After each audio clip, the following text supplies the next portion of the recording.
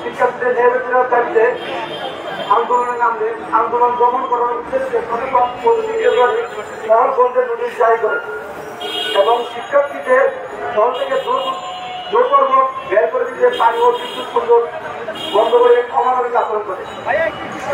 দীর্ঘ 2 মাস পরও হামলাকারীদের বিরুদ্ধে কোনো ব্যবস্থা গ্রহণ না করে উল্টো বিএনপি মদতপুষ্ট ব্যক্তিদের প্রত্যক্ষ ইন্ধনে 22 জন নিরীহ শিক্ষার্থীর নামে মামলা দায়ের করে এবং 37 জন সাধারণ শিক্ষার্থীকে সাময়িক বহিষ্কার করে। প্রশাসনের এহেন আচরণ কুয়েটের পরিবেশকে আরো অস্থিতিশীল করে তুলেছে।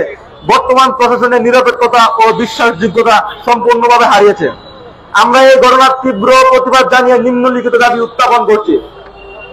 সাধারণ শিক্ষার্থীদের বিরুদ্ধে দায়ের করা মিথ্যা মামলা অবিলম্বে প্রত্যাহার করতে হবে।